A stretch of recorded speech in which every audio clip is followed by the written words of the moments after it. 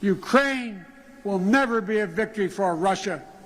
For God's sake, this man cannot remain in power.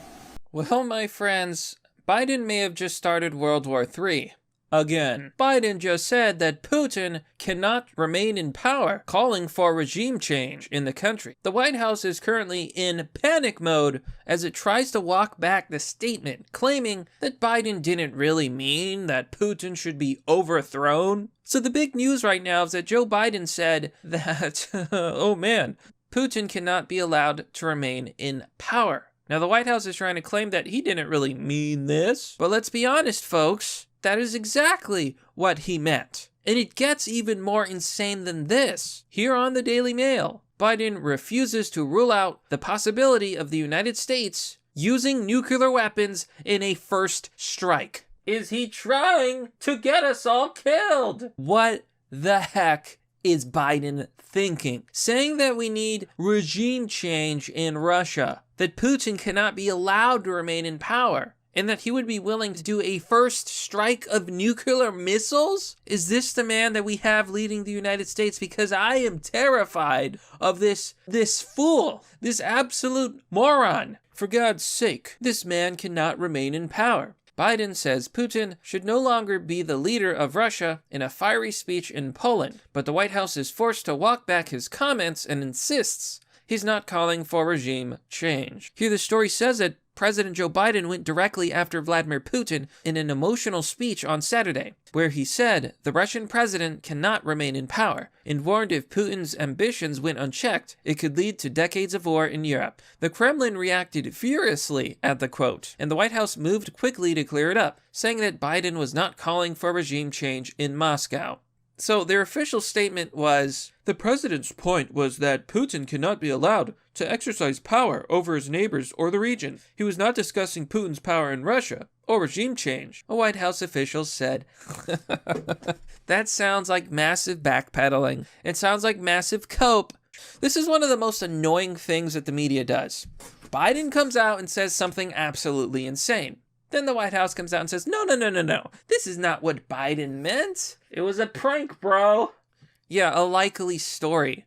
What are we supposed to believe? Our own eyes and our own ears? Or what the White House is saying that Biden really meant? What is he on? How could he say this? Look at this headline. It makes my head spin. Biden refuses to roll out a first strike use of U.S. nuclear weapons under extreme circumstances. How could you say this, Biden? And my God, what if he actually means it? That the United States would be willing to drop the first nuke in a non-nuclear war. What are extreme circumstances exactly? Russia takes over Ukraine? Are we gonna drop a nuke on Moscow? Are we gonna annihilate hundreds of thousands of Russian citizens? Is that where we're at? President Joe Biden is abandoning a campaign vow to alter long-standing U.S. nuclear doctrine and will instead embrace existing policy that reserves America's right to use nukes in a first strike scenario, according to multiple reports. As Russian forces continue their bloody assault on Ukraine, Biden is under pressure from NATO allies not to abandon the right to use nuclear weapons to deter conventional attacks. Okay, the world has gone insane. NATO has gone insane. Everyone has gone insane. It's one thing to use nukes in retaliation, right? Someone tries to nuke you, you nuke them back. You know, that's fair.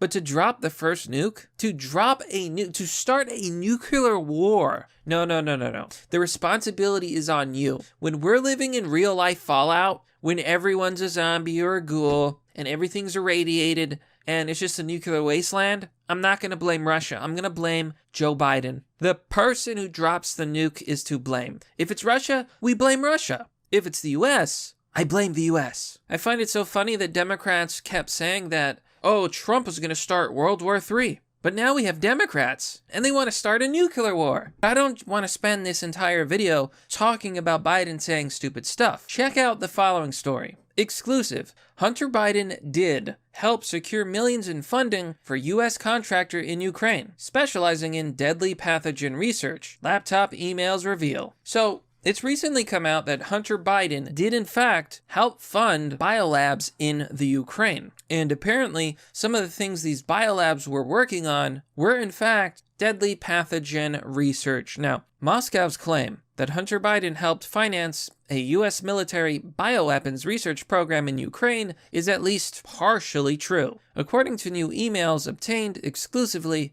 by thedailymail.com. The commander of the Russian Nuclear, Biological, and Chemical Protection Forces claimed there was a scheme of interaction between U.S. government agencies and Ukrainian biological objects, and pointed to the financing of such activities by structures close to the current U.S. leadership, in particular, the investment fund Rosemont Seneca, which was headed by Hunter Biden. But emails from Hunter's abandoned laptop show he secured millions of dollars for the funding of MetaBiota, a Department of Defense contractor specializing in the research on pandemic-causing diseases that could be used as weapons. Fact checkers immediately came to debunk the claim, with headlines like, "Fact checkers find that no U.S. biolabs were in Ukraine." Of course, this was never the claim. The claim was that Ukraine had biolabs, which it does. What we're finding now is that at least some of these biolabs were in fact funded by the United States. It just goes to show you just how dirty the Obama and Biden years really were. Why were they funding these biolabs? Why were they working on dangerous viruses? The world does not need this kind of research. It's too risky. It's far too risky.